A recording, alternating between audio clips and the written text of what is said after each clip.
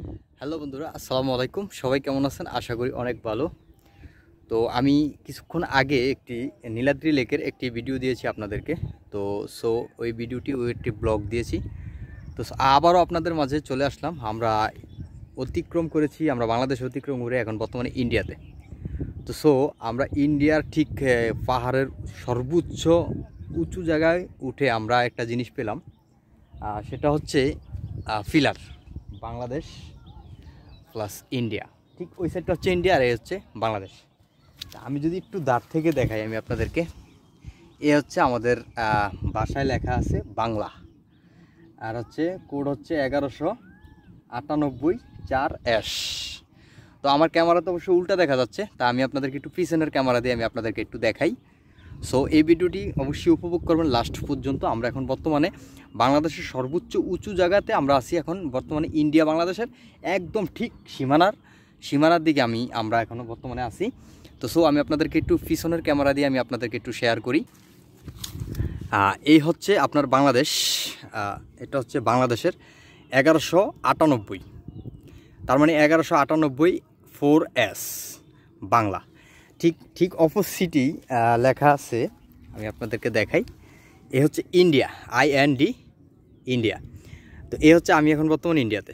তো 1100 এখানেও লেখা আছে 1198-4S। তো বন্ধুরা, আপনারা বুঝতে পারছেন যে আমি এখন কোথায় আছি। এই সাইডটা হচ্ছে সম্পূর্ণ ইন্ডিয়ার মধ্যে পাহাড়ের, আমি এখন বর্তমানে পাহাড়ের সর্বোচ্চূড়াতে, একদম উঁচাতে। তো আর আমাদের এই সাইডটা হচ্ছে বাংলাদেশ, এই হচ্ছে বাংলাদেশ। তো বন্ধুরা, আমি আমার কাজিন খালতো ভাই, ও হচ্ছে এক মুরব্বির সাথে কথা বলতেছে। এই মুরব্বি সবসময় পাহাড়ের মধ্যে গরু, উনি রাখালের মতন আর কি, এখানে গরু ছাগল সব করে। তো এখন আমি বর্তমানে আপনাদের কাছে একটু শেয়ার করতে যাচ্ছি।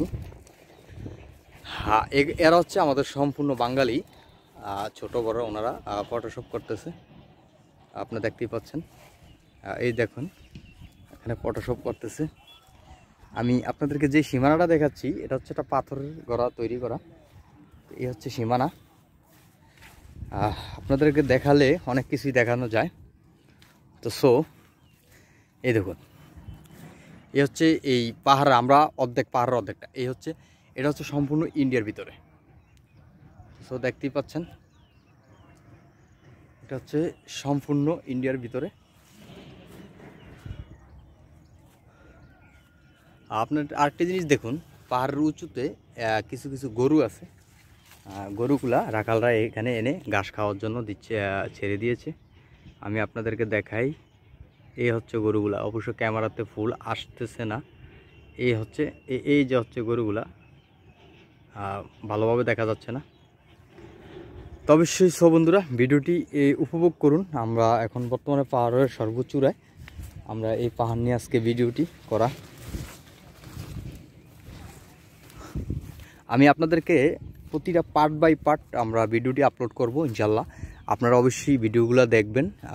এই আজকের যে পাহাড়ের যে ভিডিওগুলো বা নীলাদ্রি লেক আসলে আপনারা কতটুকু আনন্দ উপভোগ করতে পারবেন, সেই ভিডিওগুলো আপনাদের মাঝে তুলে ধরবো ইনশাল্লাহ।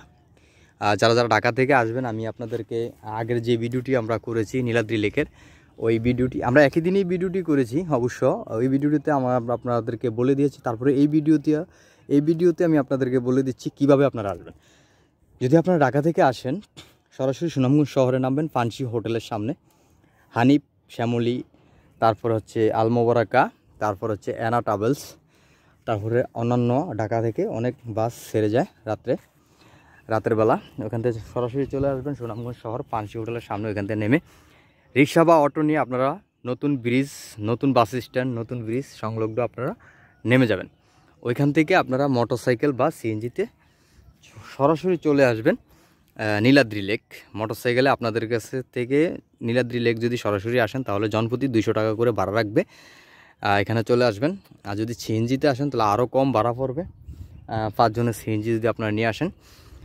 তারপর হচ্ছে এখানে জাদুকাটা নদী আছে, শিমুল বাগান আছে, তারপরে লাউরগড় আছে, তারপর বারিক্কার টিলা আছে, টাঙ্গর হাওর আছে, অধিকাংশ স্পট আছে এখানে, আপনারা ঘুরে দেখতে পারবেন।